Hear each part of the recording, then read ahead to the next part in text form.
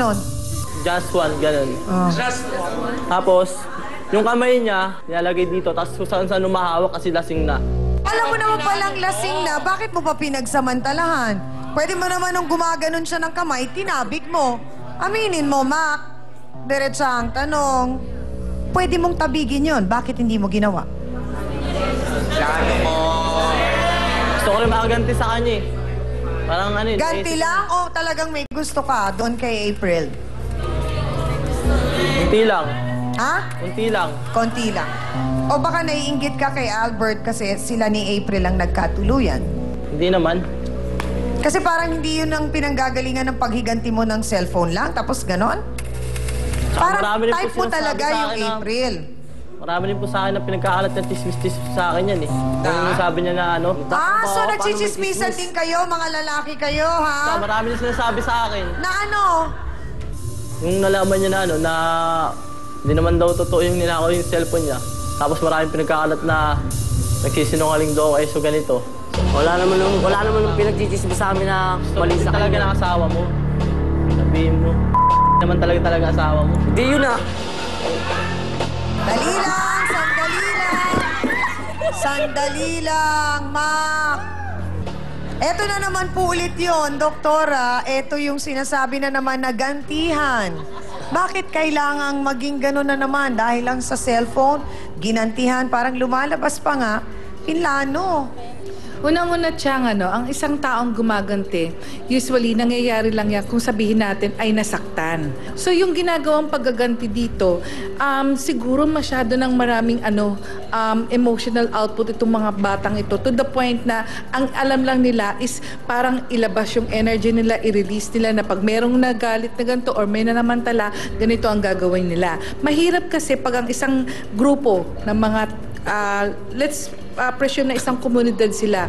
Tapos nakikita nila na gano'n ang kanilang ginagalawan na pag merong mga taong nag-aaway, ang gagawin ay naggagantihan, madaling ma-acquire ng lalo na ng mga kabataan ng ganitong klaseng kultura or yung ganitong klaseng activity. Yun ang nagiging problema. Oo. At isa rin sa napansin ko, base nga dun sa kinuwento ni Albert, parang ang babata nilang magkakapatid, meron ng mga ka-live-in. May kinalaman po ba yan sa environment na o dahil lang sa talagang naghiwalay yung parents nila, parang wala nang gumabay sa kanila? Malaki epekto ng paghihiwalay ng mga magulang, lalo pat hindi talaga nagkaroon ng tamang paghihiwalay. So, alam mo, isang form of yung parang nagiging rebel kids ang dating. Pero, ang chances na ang environment ay malaki ang factor para maging ganito, oo, malaki ang kinalaman ng kapaligiran. Dahil kasi unang-una, nagiging orientation mo yun eh. Ito, pag nakikita mong ganito na sa kanila, napaka-casual ng sex. Yung morals nila, napaka-loose. Parang sa kanila, hindi siya a form of enjoyment. It's more of parang, dahil nakikita, nai-impluwensyahan. Marami pong salamat, Dr. Camille. Ay, naku, ang mga kabataan na ito, mga sausawero at sausawera, pagsabihan nyo nga sila.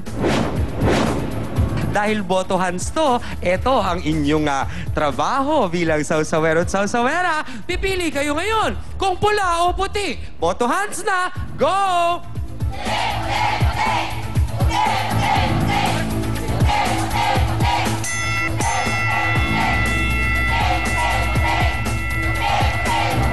Naku, Chang!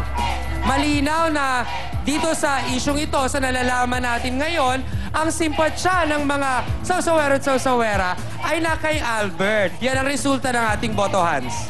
Mga kapatid, galit na galit din daw siya kay Mac dahil nga sa ginawa nito kay April.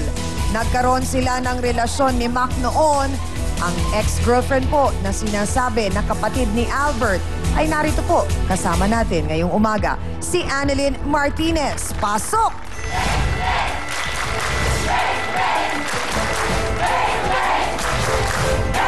Annalyn? Sandali, Mac. Babae yan. Huwag mong patulan.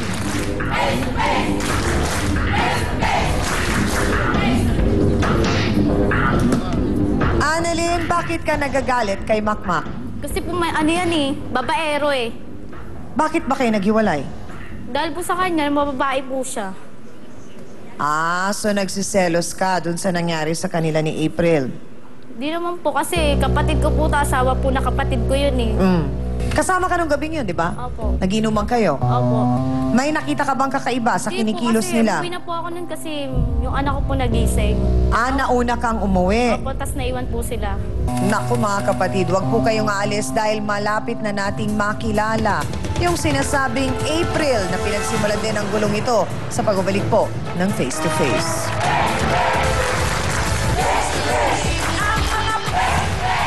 Ano bang ginagawa nyo? Parang ang buhay ba ninyong feeling nyo puro ganyan lang? Uminom, mag-KTV, tapos maghipuan? Nakakainis kayo! Puso mo na Harapin mo, face to face! Ang programang ito ay hatid sa inyo ng PLDT Tele Reward.